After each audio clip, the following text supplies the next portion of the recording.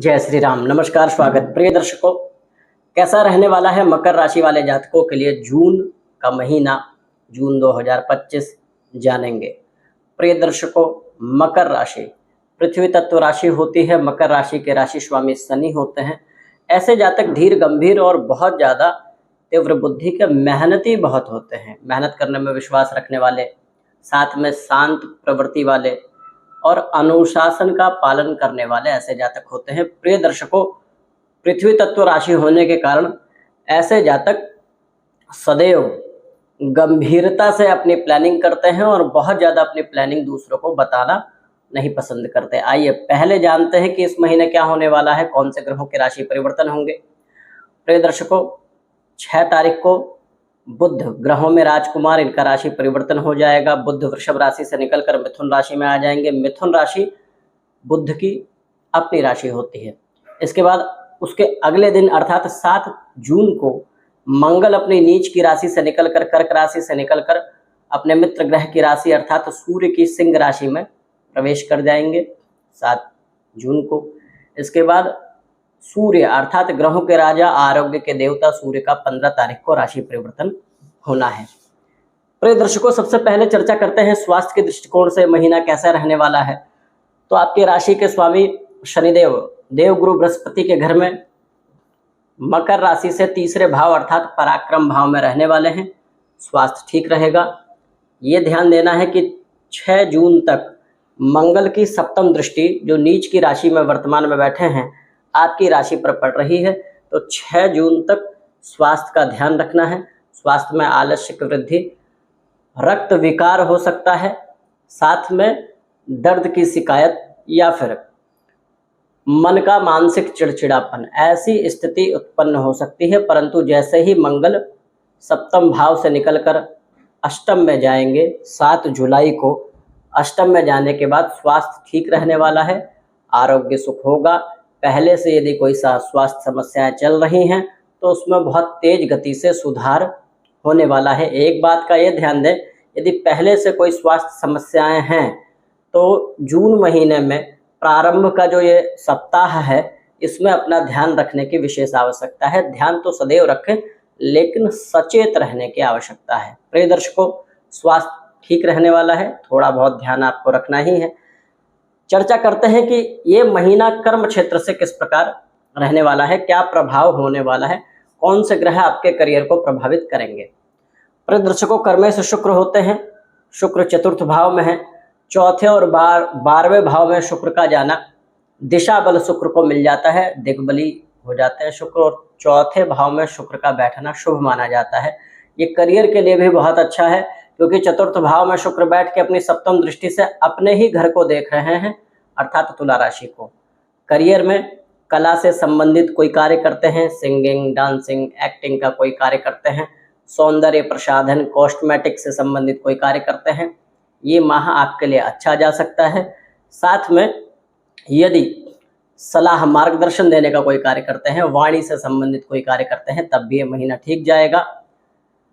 देखिए प्रिय दर्शकों, शुक्र का आधिपत्य दवाइयों पर भी होता है, औषधियों पर भी होता है। तो औषधि से संबंधित भी किए गए कार्य में आपको फल मिलेगा।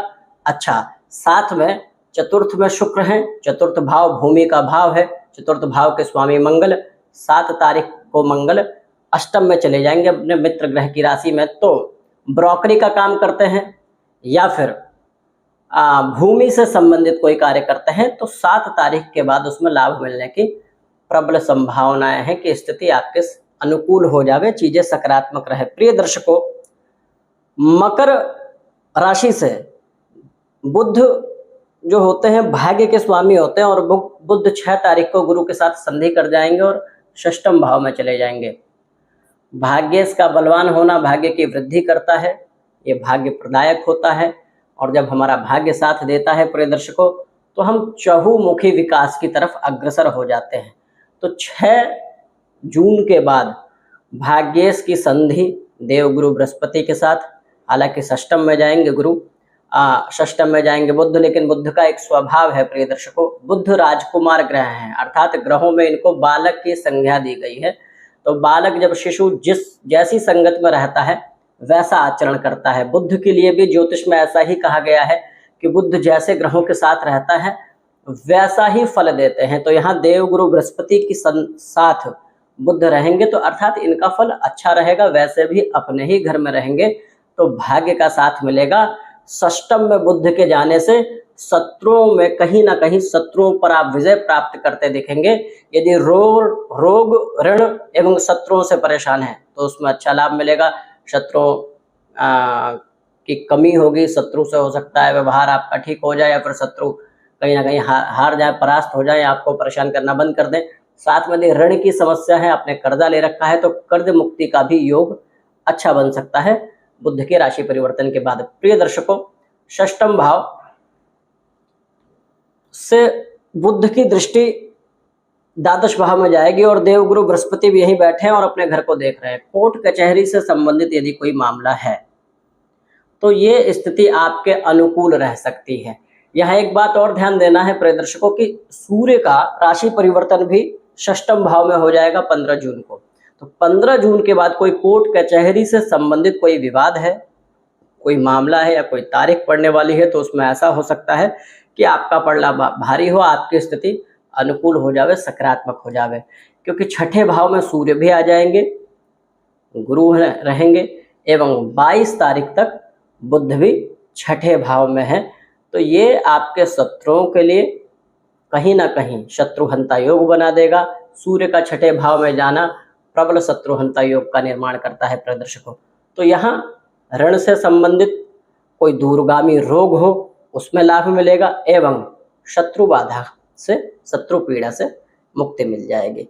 यात्रा के लिए भी ठीक है क्योंकि देवगुरु बृहस्पति की दृष्टि आपके द्वादश भाव में रहेगी और देवगुरु बृहस्पति अपने ही घर को देखेंगे तो धार्मिक यात्राएं और सुखद यात्राएं हो सकती हैं। विद्यार्थियों के लिए यदि देखें तो प्रिय दर्शकों, शुक्र अपने से 12वें हैं, भले ही चतुर्थ में है मंगल की राशि में, परंतु अपने से 12वें जब कोई ग्रह जाता है तो वो कहीं ना कहीं अपनी शक्ति को क्षण करता है। विद्यार्थियों के लिए समय बहुत ज़्यादा अनुकूल नहीं देख रहा हूँ, थोड़ी प्रतिकूलता हो सकती है, थोड़ी निराशा हो सकती है।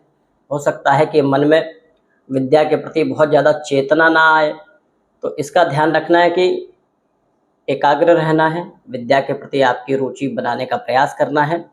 प्रेम संबंध के लिए यदि प्रेम संबंध में है तो उसमें भी सामंजस्य बनाने का प्रयास करना है। प्रिय दर्शकों, यहाँ मंगल आपके पारिवारिक जीवन के स्वामी होते हैं और मकर राशि से लाभेश मंगल होते हैं। हालांकि मित्र घर में जाएंगे अष्टम में, परंतु केतु से पीड़ित रहेंगे।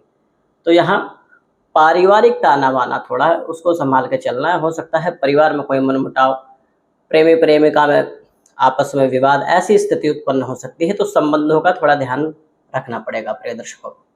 प्रिय दर्शकों, करना क्या चाहिए इस पूरे माह, पूरे महीने हनुमान जी की शरण में रहें, हनुमान जी की पूजा अर्चना करें।